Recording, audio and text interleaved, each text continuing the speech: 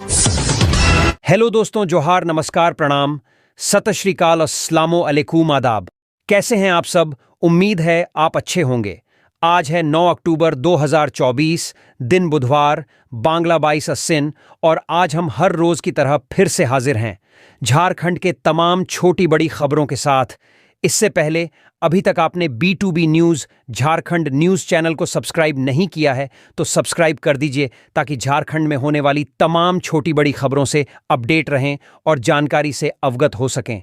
तो चलिए बात करते हैं, तमाम छोटी बड़ी खबरों पर नजर डालते हैं। झारखंड कैबिनेट की बैठक, 81 प्रस्तावों पर लगी मुहर। झारखंड कैबिनेट की बैठक मंगलवार को प्रोजेक्ट भवन में हुई, जिसमें 81 प्रस्तावों पर मुहर लगी। इन प्रस्तावों पर लगी मुहर: 1. स्कूल डायरी का वितरण। सरकारी स्कूलों में स्कूल डायरी का वितरण किया जाएगा, जिससे छात्रों की प्रगति को बेहतर तरीके से ट्रैक किया जा सकेगा। 2. आंगनबाड़ी केंद्रों का विकास। 2051 लघु आंगनबाड़ी केंद्र को सक्षम आंगनबाड़ी केंद्र में तब्दील किया जाएगा। 3. विधवा और वृद्धा पेंशन। अब विधवा और वृद्धा पेंशन की उम्र सीमा 80 वर्ष कर दी गई है और पेंशन की राशि बढ़ाकर 1000 रुपये कर दी गई है। 4. जल दर में संशोधन। जल दर में संशोधन की स्वीकृति दी गई है। 5. Multipurpose culture centre. गढ़वा में एक मल्टीपर्पज कल्चर सेंटर का निर्माण होगा। 6. नक्सली हिंसा में शहीद पुलिसकर्मियों के परिवार। नक्सली हिंसा में मारे गए पुलिसकर्मियों के परिवारों को अनुकंपा पर नौकरी मिलेगी। 7. रांची सदर अस्पताल में आधुनिक चिकित्सा उपकरण। रांची सदर अस्पताल में CT स्कैन और MRI मशीनों की खरीद की जाएगी। 8. कांग्रेस के राज्य मंत्री, प्रदेश कांग्रेस अध्यक्ष केशव महातो को कांग्रेस मंदिर झारखंड राज्य समन्वय समिति का सदस्य और राज्य मंत्री का दर्जा मिलेगा। 9. संत जेवियर स्कूल डोरंडा। संत जेवियर स्कूल डोरंडा को 1 एकड़ 50 डिसमिल भूमि 30 साल के लीज पर दी जाएगी। 10. रिम्स के जीर्णोद्धार। रांची के रिम्स के पुराने भवनों का जीर्णोद्धार और नए भवनों का निर्माण 1 अरब रुपये की लागत से किया जाएगा। 11. नया झारखंड भवन। मुंबई में नया झारखंड भवन बनाया जाएगा, जहां झारखंड से जाने वाले मजदूरों को रहने और इलाज की सुविधाएं दी जाएंगी। 12. आंगनबाड़ी सहायिका सेविकाओं की नियुक्ति। आंगनबाड़ी सहायिका सेविकाओं की नियुक्ति में अनुकंपा को प्राथमिकता देने का निर्णय लिया गया है।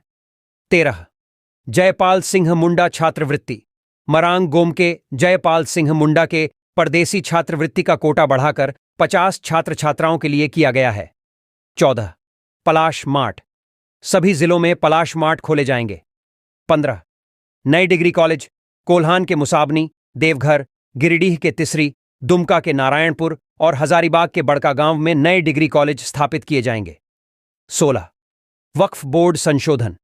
केंद्र सरकार के वक्फ बोर्ड में संशोधन के लिए राज्य सरकार केंद्र सरकार को पत्र लिखेगी। हमें खेद है कि लिस्ट लंबी होने के कारण आपको सभी प्रस्तावों के बारे नहीं बता पा रहे हैं। इसके लिए हमारे वेबसाइट पर जाकर पढ़ सकते हैं, लिंक डिस्क्रिप्शन में है।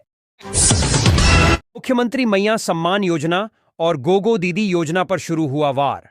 झारखंड में गठबंधन सरकार ने झारखंड मुख्यमंत्री मैया सम्मान योजना शुरू की। 2 महीने महिलाओं के खाते में राशि भी भेज दी गई। हर महीने 1000 रुपये महिलाओं के खाते में भेजे जा रहे हैं। इस बीच बीजेपी ने इस योजना की तर्ज पर गोगो दीदी योजना शुरू करने की घोषणा की है। अगर बीजेपी की सरकार आई तो महिलाओं को 2100 रुपये हर महीने दिए जाएंगे। अब इन योजनाओं को लेकर राजनीतिक दलों के नेता बयानबाजी पर उतर आए हैं। JMM नेता गोगो दीदी योजना को जुमला बता रहे हैं, वहीं बीजेपी मियां सम्मान योजना पर सवाल खड़े कर रही है। अब देखना होगा कि विधानसभा चुनाव में कौन सी योजना भारी पड़ने वाली है।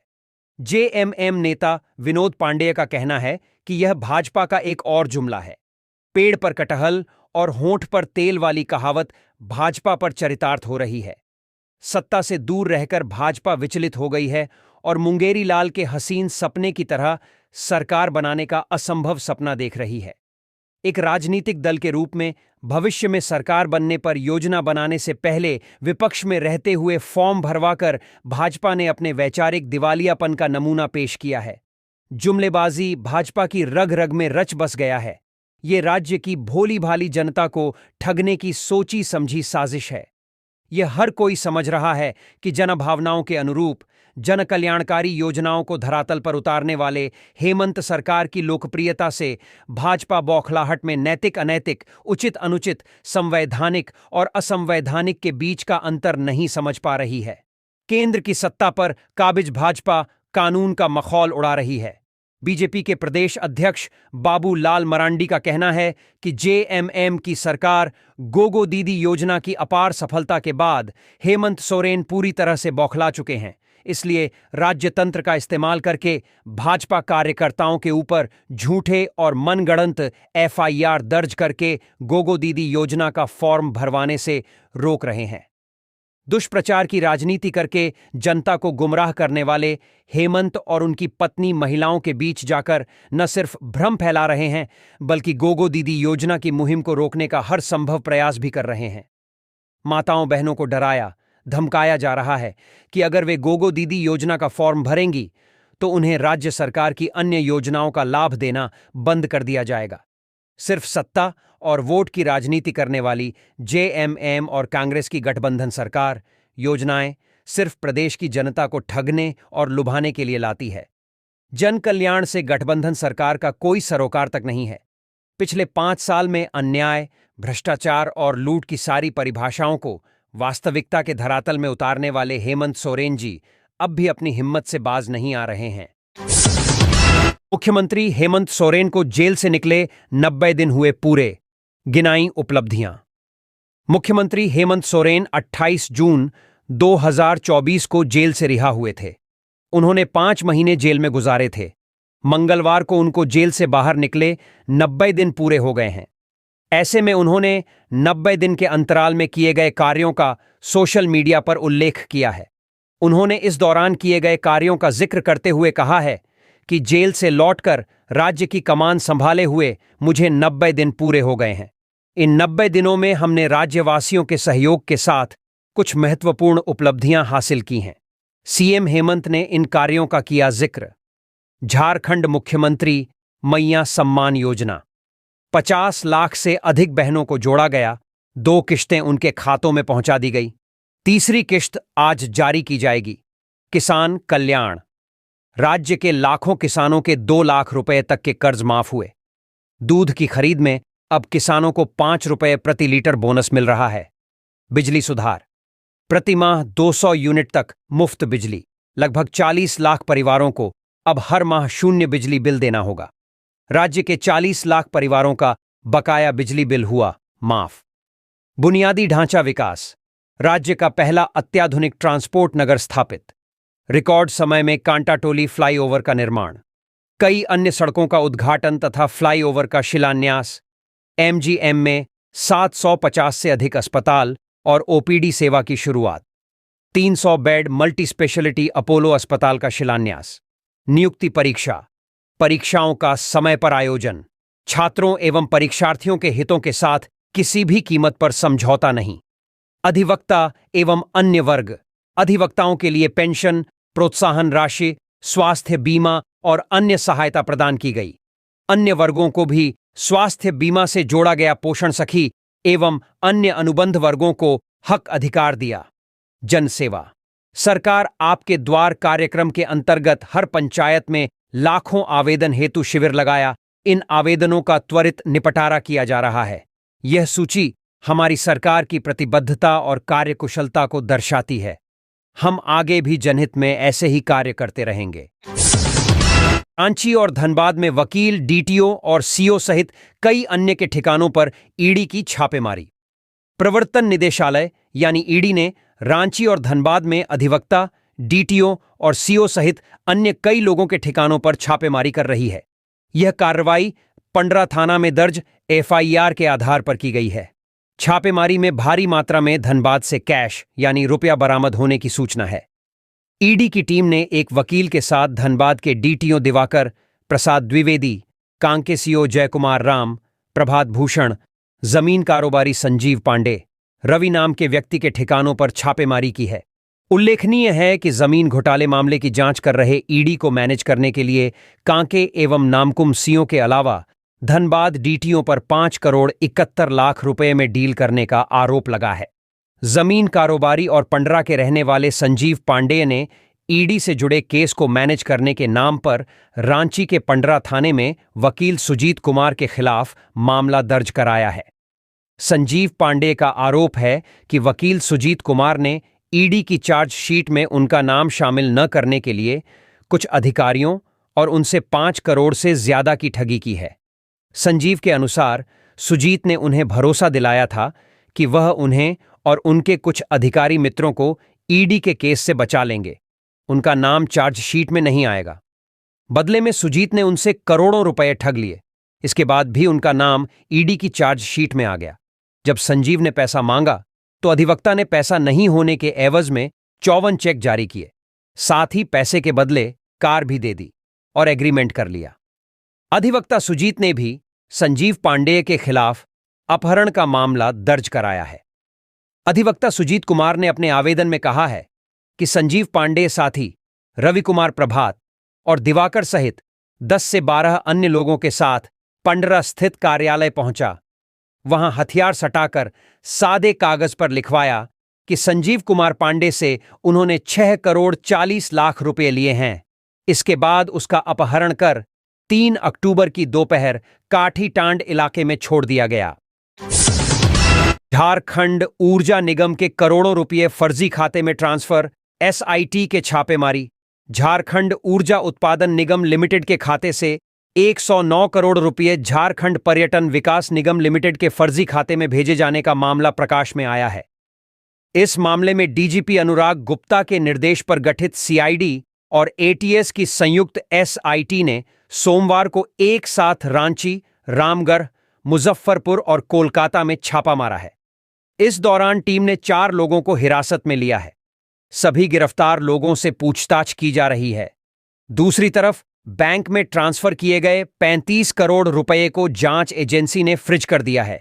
एसआईटी में एटीएस एसपी ऋषभ झा के अलावा 3 एसपी, डीएसपी मुन्ना सहित अन्य पुलिस अफसरों को शामिल किया गया है। इस पूरे मामले की जांच कर रहे झारखंड पर्यटन विकास निगम लिमिटेड के नाम पर फर्जी खाता खुलवाकर उसमें जेटीडीसी के ही 10 करोड़ 40 लाख रुपए ट्रांसफर करने के मामले की जांच कर रही सीआईडी को चौंकाने वाली जानकारी मिली है। जिस फर्जी खाते में 10 करोड़ 40 लाख रुपए ट्रांसफर करने के मामले की जांच कर रही सीआईडी को चौंकाने वाली जानकारी मिली है, 40 लाख रुपए ट्रांसफर हुए, उसी खाते में झारखंड ऊर्जा निगम के 44 करोड़ रुपए भी ट्रांसफर किए गए। ये पूरी रकम 100 करोड़ रुपए तक जा सकती है। हालांकि अभी इसका अनुसंधान जारी है और इस विषय में कोई भी अधिकारी कुछ भी कहने से बचते दिख रहे हैं। सीआईडी की एसआईटी इस मामले की जांच कर रही है। टीम इसमें शामिल लोगों की जांच के दौरान गिरफ्तारी के लिए भी छापेमारी कर रही है।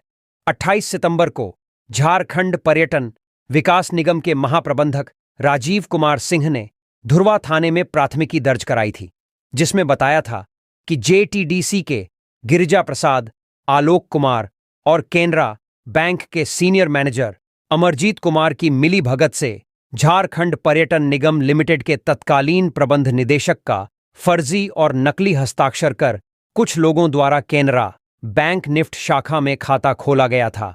इस खाते में 13 अक्टूबर 2023 को पर्यटन विकास निगम लिमिटेड के 10 करोड़ 40 लाख रुपये ट्रांसफर किए गए। इसके बाद राशि अलग अलग संदिग्ध खातों में ट्रांसफर कर निकल ली गई। पीएम आवास ग्रामीण 12 जिलों की 299 पंचायतों में होगा सोशल ऑडिट। राज्य में प्रधानमंत्री आवास योजना ग्रामीण का सामाजिक अंकेक्षण कराया जाएगा। वित्तीय वर्ष 2023 से 24 के लिए यह सोशल ऑडिट किया जाएगा। पीएम आवास ग्रामीण योजना आखिर किस तरह से धरातल पर उतारी जा रही है, सारा कुछ इसके जरिए देखा जाएगा। कहीं कोई अनियमितता होने पर कार्रवाई की भी अनुशंसा की जाएगी। ऑडिट के लिए बोकारो, चतरा, देवघर, धनबाद, गढ़वा, घोड्डा, गिरिडीह, पूर्वी सिंहभूम, सरायकेला खरसावां, पश्चिमी सिंहभूम, रांची और खूंटी जिला चयनित 299 पंचायतों में पहले चरण में सोशल ऑडिट किया जाना है। इस संबंध में राज्य सोशल ऑडिट यूनिट ने एक विस्तृत कार्य योजना भी विभाग को समर्पित कर दिया है। ग्रामीण विकास विभाग ने इसी आलोक में इन सभी जिलों के डीडीसी को निर्देश दिया कि वे 12 जिलों के चयनित प्रखंड एवं पंचायतों में सोशल ऑडिट की प्रक्रिया संचालित करने के लिए संबंधित प्रखंड विकास पदाधिकारियों को निर्देश दें तथा ऑडिट दल को ऑडिट के लिए सभी आवश्यक दस्तावेज भी उपलब्ध कराएं। रांची में दुर्गा पूजा को लेकर सुरक्षा व्यवस्था कड़ी, 1500 पुलिस जवानों की तैनाती। सादे लिबास में भी तैनात रहेंगे जवान। पूरे झारखंड में दुर्गा पूजा की धूम है। जगह जगह पर पूजा पंडाल बनाए गए हैं। रांची में हर पंडाल में हजारों की संख्या में लोगों की भीड़ उमड़ रही है। रांची पुलिस भी दुर्गा पूजा को लेकर अलर्ट मोड पर है। सुरक्षा के पुख्ता इंतजाम किए जा रहे हैं। सादे लिबास में भी पुलिस के जवानों की तैनाती की गई है। तैनात जवान न सिर्फ असामाजिक तत्वों पर नजर रखेंगे बल्कि लड़कियों के साथ दुर्व्यवहार करने वाले मंचलों को भी पकड़ेंगे। रांची पुलिस की ओर से जिले भर में 1500 पुलिस फोर्स की तैनाती की गई है। रैफ, जैप, आईआरबी और जिला बल के अलावा होमगार्ड के जवान शामिल हैं। इसके अलावा हर थाना में क्यूआरटी के लोगों की भी तैनाती की जा रही है। एसएसपी चंदन कुमार सिन्हा सुरक्षा की मॉनिटरिंग खुद करेंगे। एसएसपी ने बताया कि सभी डीएसपी और थानेदारों को अपने अपने क्षेत्रों में अभी से ही गश्त लगाने के निर्देश दिए गए हैं। कोई भी संदिग्ध नजर आता है तो ऐसे लोगों को तुरंत हिरासत में लेने को कहा गया है। एसएसपी ने बताया कि जेल से छूटे अपराधियों की गतिविधि पर भी नजर रखने के निर्देश दिए गए हैं। एसएसपी ने बताया कि शहर भर में लगे सीसीटीवी कैमरा को दुरुस्त कर दिया गया है। पूजा के दौरान शहर के संवेदनशील इलाके हिंदपीरही, लेक रोड, पहाड़ी मंदिर रोड, गुदड़ी, कांटाटोली और डोरंडा क्षेत्र में संपर्क पथ पर रोशनी की पर्याप्त व्यवस्था रहेगी। संबंधित इलाके में स्ट्रीट लाइट से जुड़ी किसी भी तरह की समस्या के त्वरित समाधान के लिए विद्युत शाखा के सहायक अभियंता सौरभ केसरी से मोबाइल संख्या 7856978755 पर संपर्क किया जा सकता है। वहीं निगम प्रदत्त अन्य सुविधा के लिए कनेक्ट सेंटर के हेल्पलाइन नंबर 1800570123 मोबाइल संख्या 9431104429 दूरभाष संख्या 0651220001 पर संपर्क कर शिकायत दर्ज कराई जा सकती है। सभी व्यवस्था पर निगरानी की जिम्मेवारी सहायक प्रशासक निहारिका तिर्की और गोपेश कुंभकार को दी गई है। वहीं उप प्रशासक रविंद्र कुमार वरीय पदाधिकारियों को वस्तुस्थिति की जानकारी देंगे। जमशेदपुर एग्रीको क्लब हाउस में निर्मित दुर्गा पूजा पंडाल का रघुवर दास ने किया उद्घाटन। जमशेदपुर एग्रीको पूजा कमेटी द्वारा एग्रीको क्लब हाउस में निर्मित भव्य दुर्गा पूजा पंडाल का विधिवत उद्घाटन ओडिशा के राज्यपाल एवं पूर्व मुख्यमंत्री रघुवर दास ने किया। इस अवसर पर विशिष्ट अतिथि के रूप में जमशेदपुर के सांसद विद्युत वरण महातो, चंद्रगुप्त सिंह समेत कई गणमान्य लोग उपस्थित थे। इस दौरान सभी अतिथियों ने मां दुर्गा की पूजा अर्चना कर सभी के सुख, समृद्धि और खुशहाली की कामना की। इस वर्ष एग्रीको पूजा पंडाल को 75 फीट ऊंचे मयूर विहार की थीम पर तैयार किया गया है, जिसे देखने के लिए दूर दूर से श्रद्धालु आ रहे हैं। कमेटी के अध्यक्ष वाईपी सिंह, महासचिव भूपेंद्र सिंह, कोषाध्यक्ष संजय सिंह एवं अन्य सदस्यों ने मुख्य अतिथि एवं सभी गणमान्य अतिथियों का स्वागत किया। पंडाल की खासियत यह है कि इसकी संरचना पूरी तरह से बांस की कारीगरी पर आधारित है, जिसमें कपड़े, बांस, पेस्टल रंग और लाइट्स का बखूबी इस्तेमाल किया गया है। 85 फीट ऊंचे इस पंडाल के अंदर 14 फीट ऊंची मां दुर्गा की भव्य प्रतिमा स्थापित की गई है, जो श्रद्धालुओं को आकर्षित कर रही है। पंडाल के मुख्य द्वार पर एक विशाल मोर की संरचना बनाई गई है, जो पंडाल के सौंदर्य को और अधिक निखार रही है। सीढ़ियों के जरिए अंदर प्रवेश करने के बाद श्रद्धालु मां दुर्गा के दर्शन कर सकेंगे। इस पूरे पंडाल को बनाने में लगभग 12 लाख रुपये की लागत आई है और इसमें बांस की महीन कारीगरी विशेष रूप से ध्यान खींचने वाली है। समारोह के दौरान राज्यपाल रघुवर दास ने लौह नगरी एवं झारखंड वासियों को शारदीय नवरात्र की शुभकामनाएं दी। उन्होंने कहा कि दुर्गा पूजा केवल एक धार्मिक अनुष्ठान ही नहीं, बल्कि यह लौह नगरी जमशेदपुर की सांस्कृतिक धरोहर का प्रतीक भी है। जमशेदपुर, जो अपनी औद्योगिक पहचान के लिए विश्वविख्यात है, यहाँ की समृद्ध परंपराएं और धार्मिक उत्सव इसे आध्यात्मिकता और संस्कृति का संगम बनाते हैं। नवरात्रि के इस पावन अवसर पर शहर का हर कोना मां भगवती की भक्ति और आस्था से चमक उठता है। यह हमें न केवल धार्मिक दृष्टिकोण से बल्कि सामाजिक और सांस्कृतिक रूप से भी जोड़ता है। सीबीआई ने कथारा वाशरी के क्लर्क को घूस लेते पकड़ा। बेरमो अनुमंडल के सीसीएल कथारा क्षेत्र अंतर्गत कथारा वाशरी परियोजना में ग्रेच्युटी एवं लिव इनकैशमेंट विभाग पद पर ग्रेड 1 क्लर्क के पद पर कार्यरत सुरेश ठाकुर को सीबीआई धनबाद की टीम ने रंगे हाथ घूस लेते हुए सोमवार की रात्रि गिरफ्तार कर अपने साथ धनबाद ले गई। बताया जा है कि कथारा वाशरी परियोजना से सेवानिवृत्त हुए पंप ऑपरेटर गोपीनाथ मांझी के पे प्रोटेक्शन के एरियर की राशि के भुगतान के एवज में सुरेश ठाकुर द्वारा 15,000 रुपए घूस की मांग की गई थी। परियोजना में ही रॉकॉल सेक्शन में फोरमैन के पद पर कार्यरत एटक नेता रामविलास रजवार के द्वारा सुरेश ठाकुर के द्वारा रिश्वत मांगे जाने से संबंधित लिखित शिकायत 21 सितंबर को धनबाद क्षेत्र के सीबीआई शाखा टीम को मिली थी। 23 सितंबर को सीबीआई के टीम द्वारा रामविलास से संपर्क कर वॉइस रिकॉर्ड के सारे संसाधन उपलब्ध कराए गए। उसे लेकर राशि के लेन देन की सारी रिकॉर्डिंग हुई।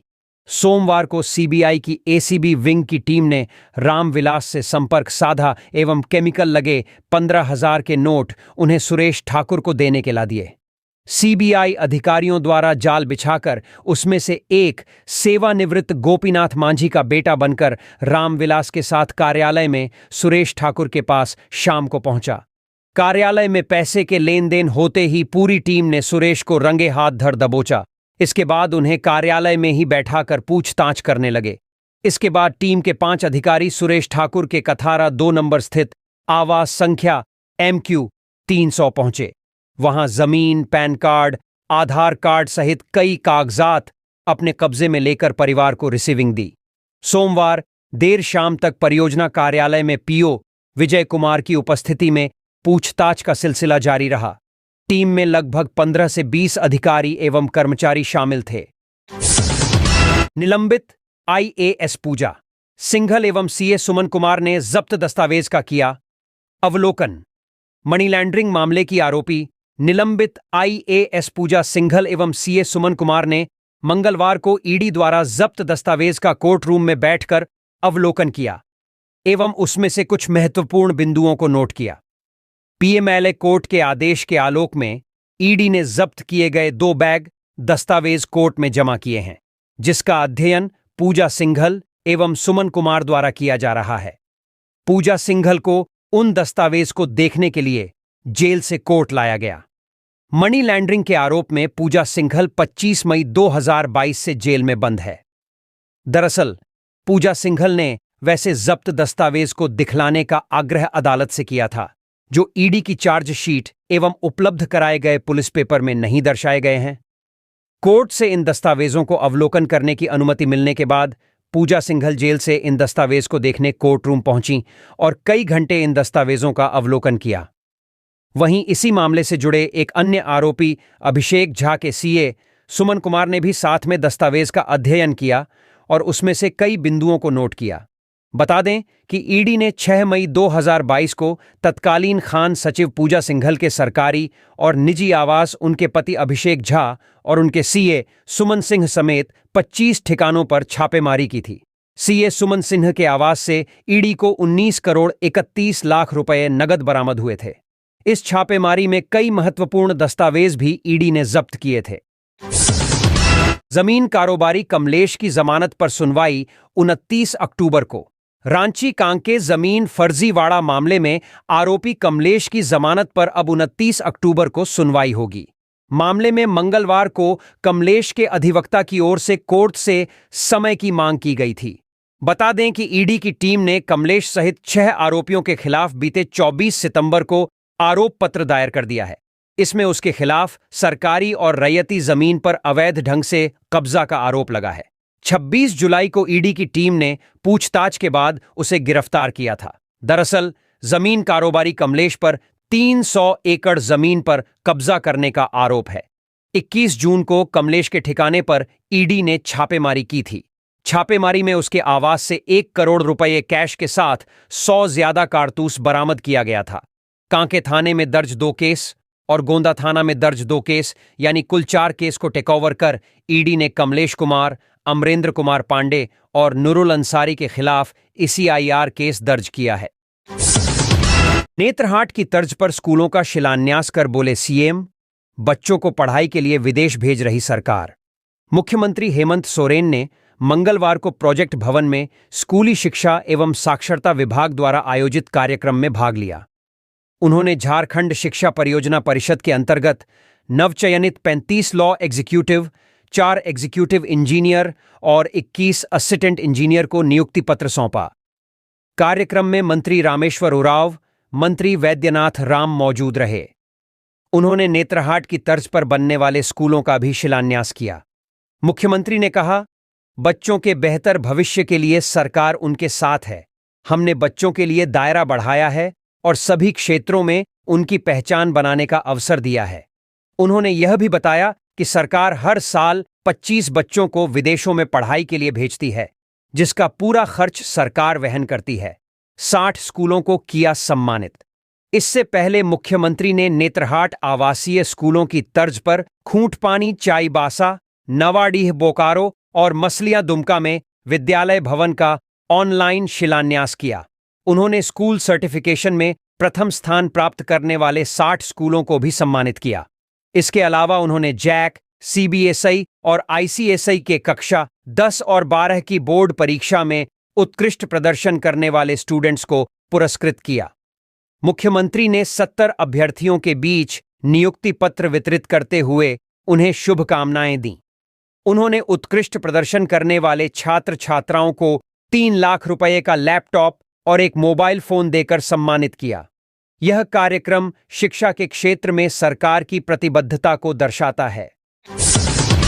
झारखंड मुख्यमंत्री मैया सम्मान योजना तीसरी किस्त का वितरण कार्यक्रम।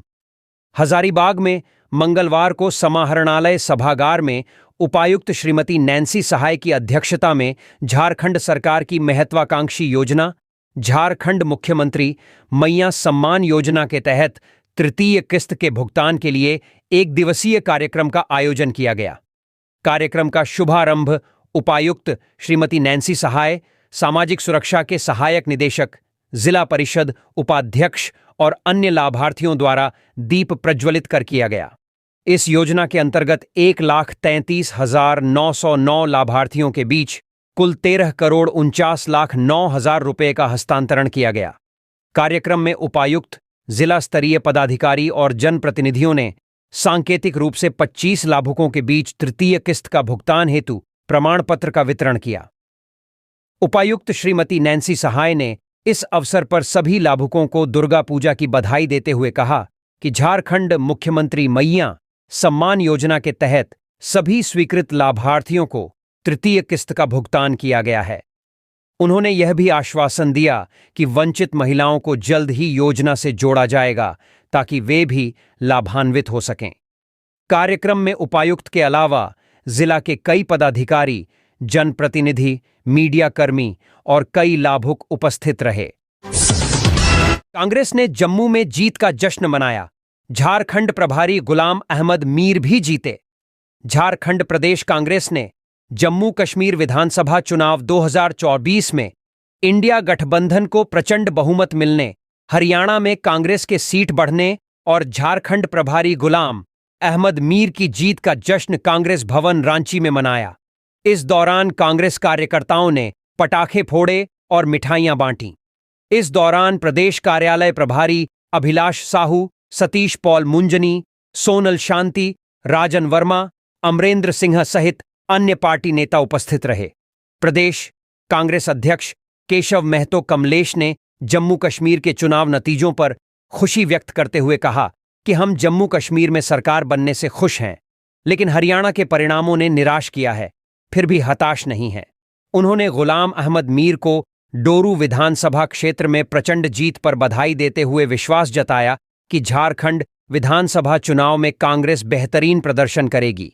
केशव महातो कमलेश ने आगे कहा कि हरियाणा में परिणामों की घोषणा में देरी के पीछे क्या कारण है, यह जनता जानना चाहती है। उन्होंने कहा कि यह कहना गलत नहीं होगा कि हरियाणा में तंत्र जीत गया और लोकतंत्र हार गया। उन्होंने यह भी स्पष्ट किया कि झारखंड में आगामी विधानसभा चुनाव पर हरियाणा के नतीजों का कोई प्रभाव नहीं पड़ेगा और कांग्रेस के हौसले बुलंद हैं। उपायुक्त मनीष कुमार ने लगाया जनता दरबार, सुनी समस्याएं।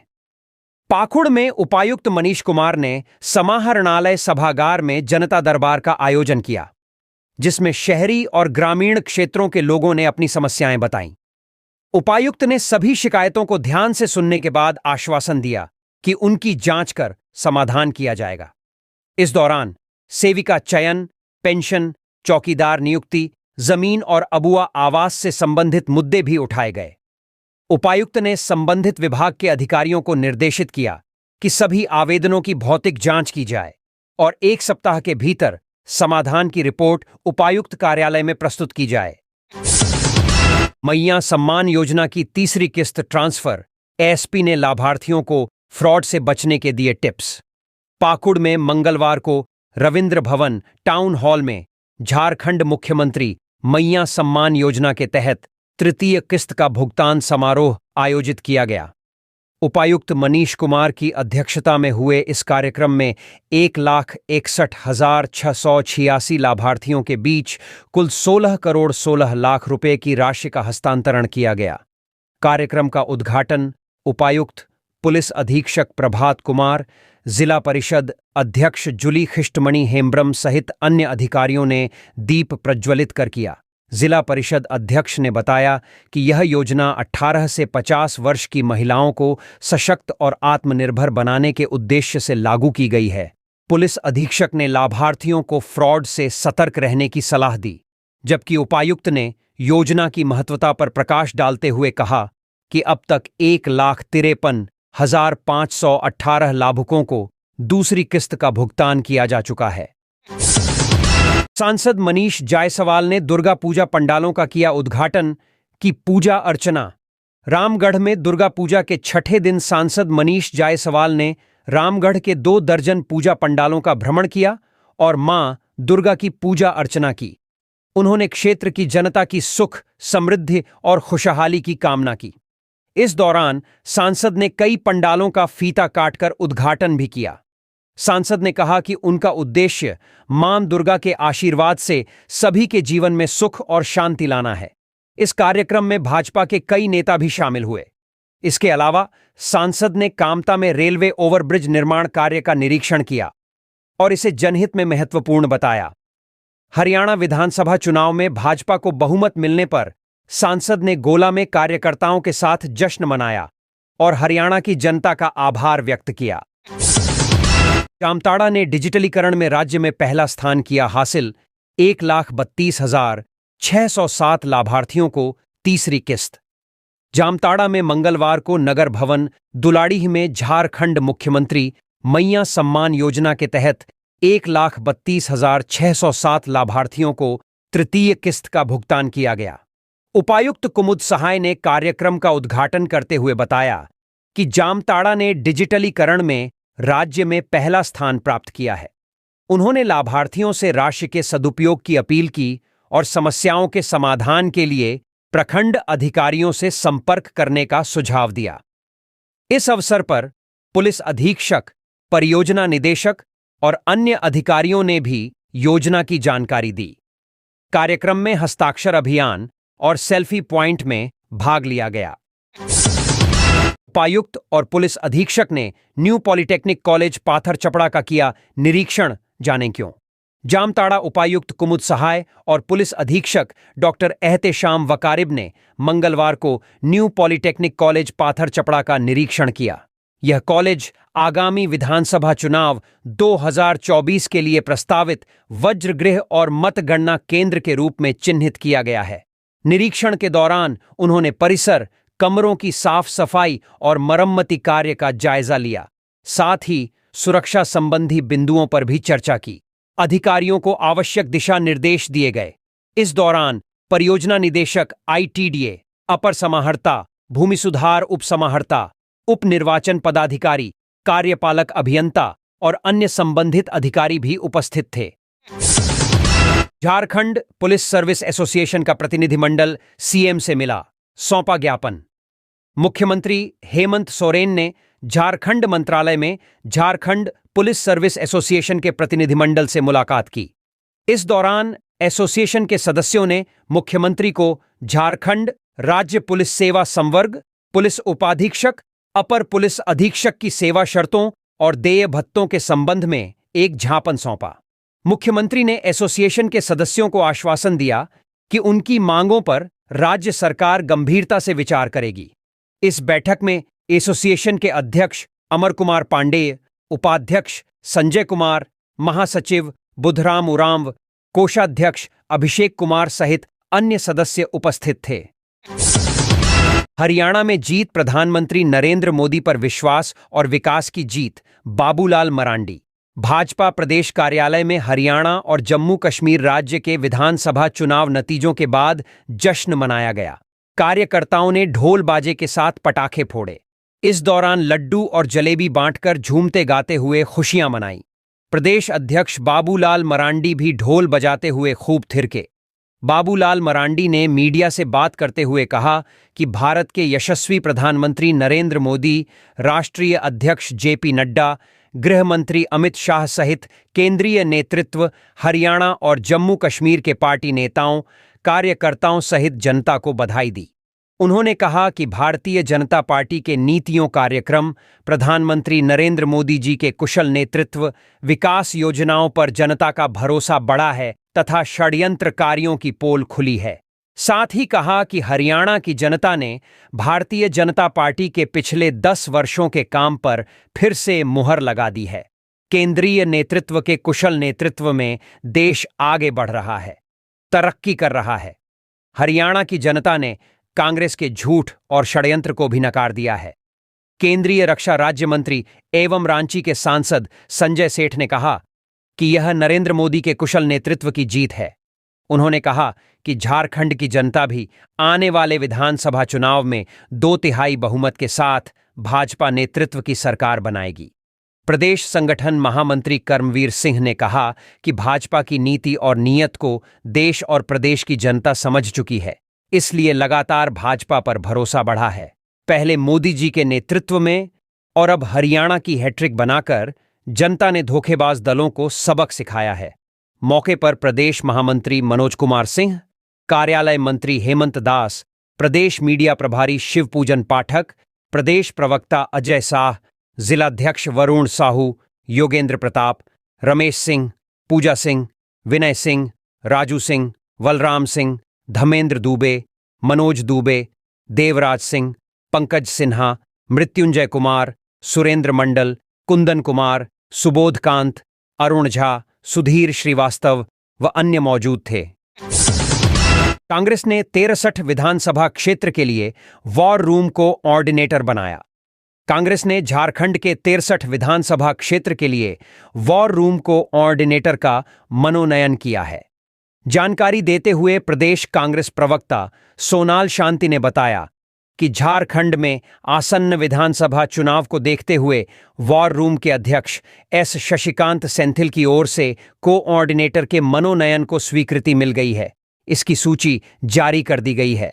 सूची के अनुसार निम्नलिखित लोगों को कोऑर्डिनेटर की जिम्मेदारी दी गई है: राजमहल केसर सिंह, शिकारीपाड़ा, प्रशांत पराशर, जामताड़ा, किशन सिंघार, दुमका, शैलेंद्र गुर्जर, जामा, सूर्य कुमार द्विवेदी, सारठ, विशाल रघुवंशी, बरकट्ठा, किशोर कुमार, बरही, हेमा देशमुख, बड़का गांव, संतोष कुमार तिवारी, रामगढ़, गंभीर सिंह ठाकुर, मांडू, राधेश्याम कुशवाहा, हजारीबाग, अनोखा सिंह, सिमरिया, राजकिशोर प्रसाद, चतरा तनवीर अहमद, राज धनवार, सुनील कुमार, बगोदर अजय कुमार सिंह, जमुआ साधना रजक, गांडेय हरिनारायण द्विवेदी, गोमिया धीरेन्द्र कुमार सिंह, बेरमो शशि कुमार सिंह, बोकारो मोहम्मद सोइन अंसारी, सिंदरी प्रवीण कुमार, निरसा रवि कुमार, धनबाद विपिन बिहारी यादव, झरिया अब्दुल सरवर कुरैशी, बाघमारा बंशीधर सैनी, बहरागोड़ा महेश चंद्रवंशी, घाटशिला पदम कोठारी, पोटका विनोद तरमकर, झुगसलाई नीलेंद्र शर्मा, पूर्वी जमशेदपुर वीरेंद्र नरेंद्र मसीहा, पश्चिमी जमशेदपुर, भुवनेश्वर बघेल, सरायकेला, भरत सुंडा, चाईबासा, हेमंत हिरोले, मझगांव, विनोद शर्मा, जगन्नाथपुर, मनोज जिमी सवनेर, मनोहरपुर, जालम मोरी, सरदारपुर, चक्रधरपुर, राहुल मिश्रा, खूंटी, प्रकाश मार्कंडे, सिल्ली, शैलेंद्र प्रताप सिंह, खिजरी, विक्रम गिरी, रांची, रूपेश ठाकुर, हटिया, सुशील शर्मा, कांके, नरेश ठाकुर, मांडर, यूडी मिंज, सिसई, प्रीतम राम कमल, गुमला, हृदय राम राठिया, बिशनपुर, मोहित केरकेटा, लोहरदगा, विनय भगत, मणिका, विजय यादव, लातेहार, BN सिंह, पांकी विकास सिंह, डाल्टेनगंज, सुमंत कुमार, विश्रामपुर, अमित कुमार, हुसैनाबाद, पंकज कुमार पासवान, गढ़वा, कृपाशंकर शाही, भवनाथपुर, व्यासराम, पाखुड़, अरुण सिसोदिया, पोड़ैयाहाट, गुरमीत सिंह, महागामा, लल्लन यादव, जरमुंडी, सूरज सिंह, सिमडेगा, कारू पासवान, कोलेबिरा, तनवीर अनवर को वार रूम का कोऑर्डिनेटर बनाया गया है। वायरल FIR की हो न्यायिक जांच, सरयू राय।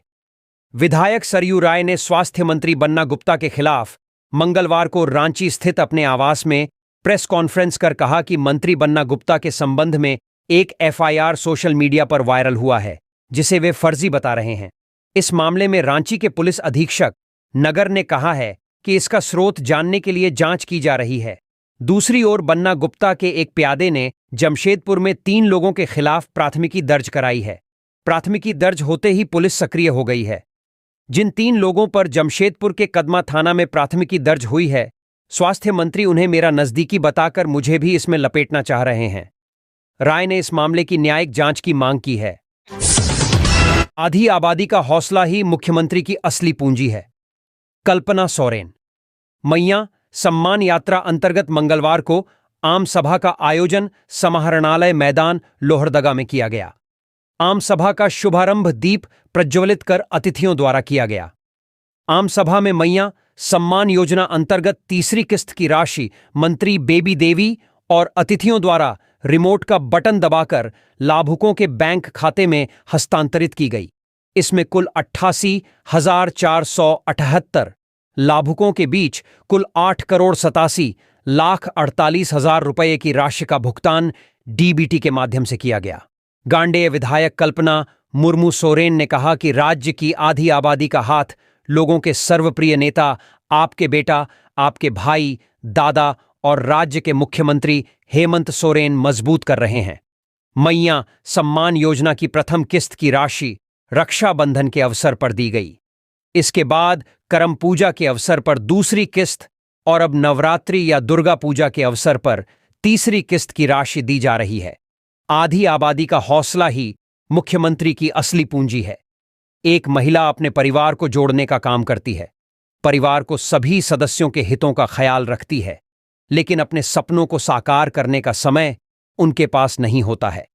ऐसे में आपकी हेमंत सरकार आपके हितों का ख्याल रखते हुए आज तीसरी किस्त की राशि जारी कर रही है। मंत्री बेबी देवी के नेतृत्व में बेहतर कार्य हो रहा है। सरकार राज्य की महिलाओं को आर्थिक रूप से सशक्त कर रही है। आज महिलाओं को शिक्षित किया जा रहा है। सरकार ने नियोजन नीति, पिछड़ा वर्ग को 27% आरक्षण देने और सरना धर्म कोड लागू करने की दिशा में कार्य किया है। कार्यक्रम में अतिथियों को जिला प्रशासन लोहरदगा की ओर से स्मृति चिन्ह प्रदान किया गया। कार्यक्रम में सिसई विधायक जिगा सुसारण होरो, मनिका विधायक रामचंद्र सिंह, इचाग्रह विधायक सावित्री महातो, मांडर विधायक शिल्पी तिर्की, जिला परिषद अध्यक्ष रीना कुमारी के साथ साथ उपायुक्त डॉक्टर वाघमारे प्रसाद कृष्ण, पुलिस अधीक्षक हारिस बिन जमाम, उपविकास आयुक्त दिलीप प्रताप सिंह, शेखावत समेत जिला के सभी पदाधिकारीगण व बड़ी संख्या में लाभुकगण उपस्थित थे।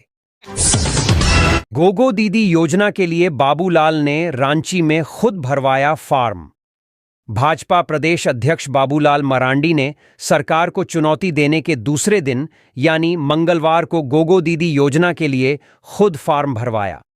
उन्होंने रांची के बिरसा मुंडा एयरपोर्ट रोड स्थित खोखमा टोली में 18 साल से अधिक की उम्र की महिलाओं से गोगो दीदी योजना के लिए आवेदन भरवाया। बाबूलाल ने उन्हें फॉर्म भरने में मदद भी की।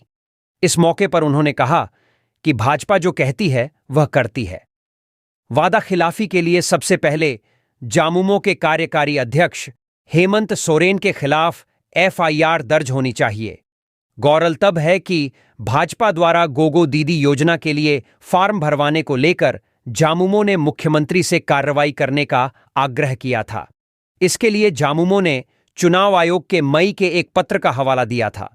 इस पर मुख्यमंत्री हेमंत सोरेन ने सोमवार को सोशल मीडिया के जरिए सभी डीसी को पत्र को ध्यान में रखते हुए एफआईआर करते हुए कार्रवाई करने का निर्देश दिया था। रांची के डीसी मंजूनाथ भनयत्री ने तत्काल इस पर प्रतिक्रिया देते हुए कार्रवाई का आश्वासन दिया था।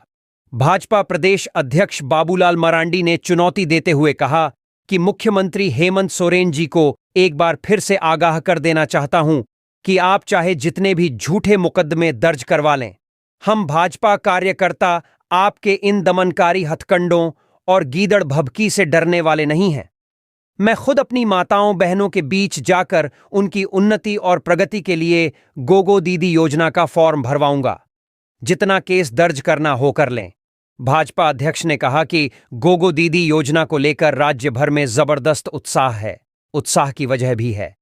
भाजपा और देश के प्रधानमंत्री नरेंद्र मोदी पर लोगों को विश्वास और भरोसा है।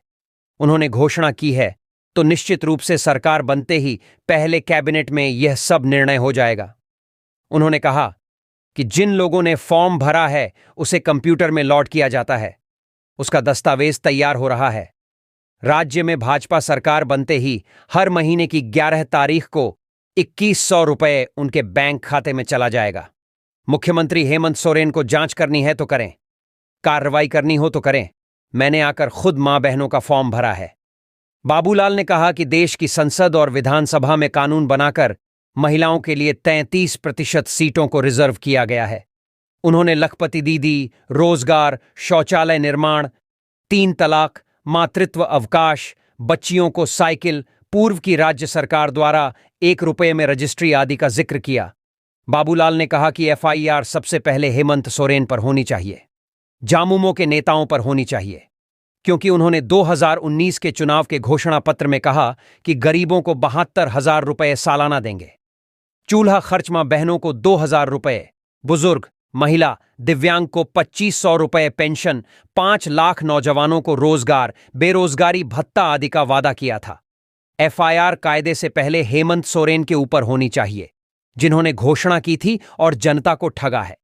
इस अवसर पर विधायक नवीन जायसवाल, महानगर अध्यक्ष वरुण साहू सहित सैकड़ों की संख्या में कार्यकर्ता और लाभार्थी उपस्थित थे।